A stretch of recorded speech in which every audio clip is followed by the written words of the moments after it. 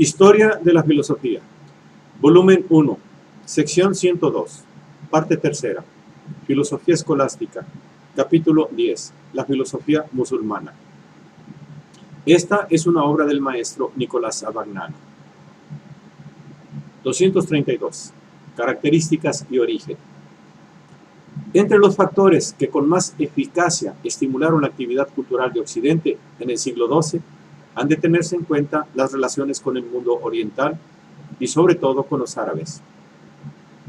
El mundo árabe había asimilado en los siglos anteriores la herencia de la filosofía y de la ciencia griegas, que todavía permanecían desconocidas para gran parte de la cultura occidental. Esta conocía únicamente de ellas lo que había logrado filtrarse a través de las obras de los autores latinos y de los padres de la Iglesia. Además, y quizá fuera por esto, la filosofía árabe aparecía a los pensadores occidentales como la manifestación misma de la razón y por lo tanto como una fuerza de liberación de los obstáculos de la tradición. Abelardo de Bat no dudaba en contraponer lo que había aprendido él de los maestros árabes bajo la guía de la razón, con la rigurosidad de la autoridad, por lo que eran arrastrados los que seguían la tradición. En tercer lugar, la filosofía occidental tenía en común con las filosofías orientales la naturaleza misma de su problema. También la filosofía árabe es una escolástica, es decir, un intento de hallar una vía de acceso racional a la verdad revelada. Y la verdad revelada a la que ella trata de llegar, la establecida en el Corán, tiene muchos caracteres de semejanza con la cristiana. Y finalmente, al igual que la filosofía cristiana, la escolástica árabe vive de la filosofía griega, en especial del neoplatonismo y del aristotelismo. Todo esto explica la influencia y la penetración profunda que el pensamiento árabe desarrolló en la escolástica cristiana de los siglos XIII y XIV. Sin embargo, en algunos puntos, estas dos escolásticas se manifestarían irreconciliables. La síntesis de estas dos corrientes, llevada a cabo por los más ilustres representantes del pensamiento islámico, Al-Farabi, Avicena y Averroes, da por resultado la elaboración del principio de necesidad. La necesidad domina el mundo humano y divino, tal es la convicción de los grandes filósofos musulmanes. No se libra de ella ni siquiera el mundo de las cosas finitas, que no es necesario por sí mismo, sino por depender de Dios. Tampoco escapa la voluntad humana, regida por una cadena de causas que, a través de los acontecimientos del mundo sublunar y de los movimientos de las esferas celestes, tiene por motor al ser necesario. La escolástica latina, que conoció el aristotelismo a través de los musulmanes, intentará librarle del principio de necesidad sobre cuya base los árabes lo habían interpretado, y tratará de introducir en él el principio de contingencia con el cual podrá salvarse al mismo tiempo la libertad creadora de Dios y el libre albedrío del hombre. La primera actividad filosófica nació entre los musulmanes al proponerse interpretar ciertas creencias fundamentales del Corán. Así, la secta de los qadaríes afirma el libre albedrío del hombre frente a la voluntad divina, mientras los jabartes son partidarios de la fatalidad absoluta. En el siglo II de la Égira, 723-832, se desarrolla la secta de los motasiles o disidentes, que defienden enérgicamente los derechos de la razón en la interpretación de la verdad religiosa. Ellos pusieron de moda el kalam, ciencia de la palabra, es decir, la teología racional. A partir del califato de Harún al-Rashid, 785-809, los musulmanes empezaron a familiarizarse con la cultura griega.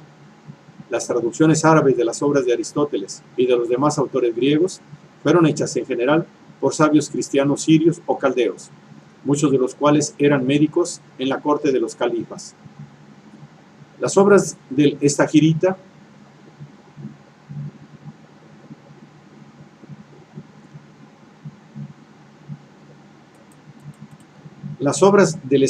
se tradujeron de las versiones siríacas, que ya desde la época de Justiniano habían empezado a difundir por Oriente la cultura griega. Entre las obras que mayor influencia tuvieron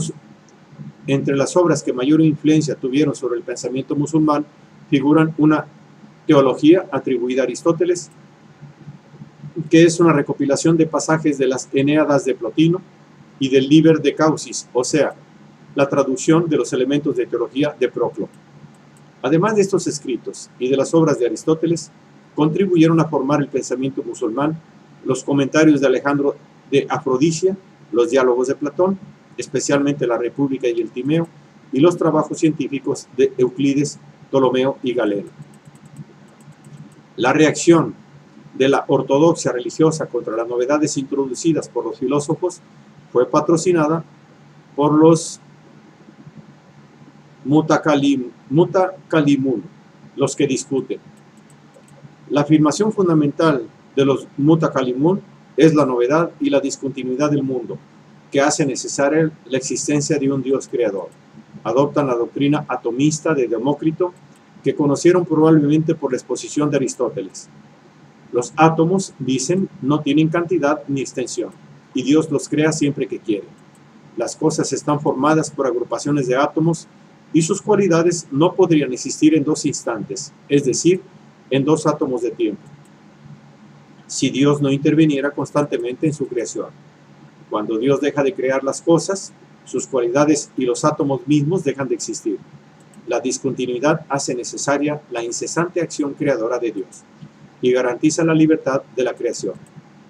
Para reforzar esta tesis, los mutakalimun niegan la relación de casualidad entre las cosas. Las cosas creadas no tienen entre sí relación de causa y efecto. El fuego tiende a alejarse del centro de la tierra y a producir calor, pero la razón no se niega a admitir que el fuego pueda moverse hacia el centro y producir frío, aunque siga siendo fuego. Las conexiones causales no tienen ninguna necesidad intrínseca, son únicamente establecidas por Dios. Dios, más que causa primera, es causa agente y eficiente, y produce directamente todos los efectos del mundo creado. A principios del siglo X, las doctrinas de los mutakalimun fueron recogidas por otra secta, la de los azaríes, llamados así por ser su fundador Abu Hasan al-Azari, 873-935, de Basora. Los azaríes exageran aún más la doctrina de la creación directa por parte de Dios, afirmando que todos los accidentes nacen y desaparecen únicamente por un acto de creación de la voluntad divina. Así, por ejemplo, cuando un hombre escribe, Dios crea 4 accidentes, que no tienen entre sí ningún nexo causal, es decir, la voluntad de mover la pluma, la facultad de moverla, el movimiento de la mano, el movimiento de la pluma. El movimiento filosófico creado por estas sectas viene a ser sustituido enseguida por auténticas personalidades filosóficas que en parte utilizaron y continuaron las doctrinas de estas sectas, y en parte se opusieron a ellas en un intento de permanecer fieles a la doctrina de los filósofos griegos, en especial de Aristóteles. 233. Al-Kandi.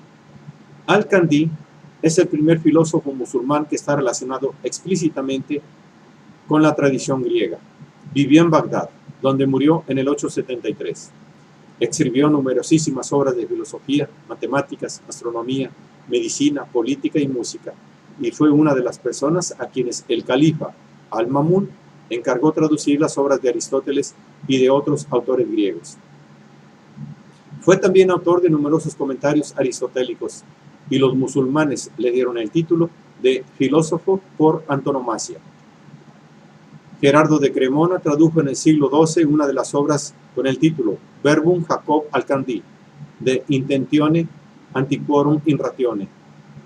Otro trabajo fue traducido con el título de Intellectu, la parte del comentario de Al-Kandi a Aristóteles, que más llamó la atención de los escolásticos latinos, fue la doctrina del intelecto.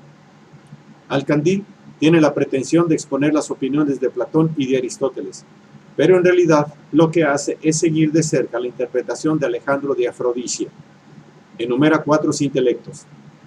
El primero es aquel que siempre está en acto. El segundo está en potencia en el alma. El tercero es aquel que en el alma pasa de potencia a realidad efectiva. El cuarto es el intelecto que llamamos demostrativo.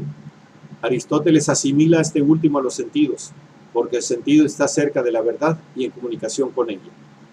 De estos 4 intelectos, los 3 primeros corresponden respectivamente al Boix de Alejandro. El cuarto es el alma sensible. El Al-Kandi aparece claramente por vez primera el típico principio del aristotelismo musulmán que atribuye directamente al intelecto divino la iniciativa del proceso de conocer al hombre. El alma, dice, es inteligible en potencia, pasa a ser inteligente en acto por acción del intelecto primero al dirigir hacia él su mirada. Cuando una forma inteligible se une al alma, esta forma y la inteligencia del alma se convierten en una sola e idéntica cosa, que es al mismo tiempo lo que conoce y lo que es conocido. Pero el entendimiento que está siempre en acto, el que atrae al alma para convertirla en entendimiento efectivo, de entendimiento potencial que era, no se identifica con lo conocido. Por lo tanto, para el intelecto primero, el intelecto y lo inteligible que el alma conoce no son la misma cosa. En cambio, para el alma, el intelecto que conoce y lo inteligible conocido es la misma cosa. En esta doctrina de Al-Kandi está implícita la separación total entre el intelecto agente, que es el divino, y los demás intelectos propios del hombre.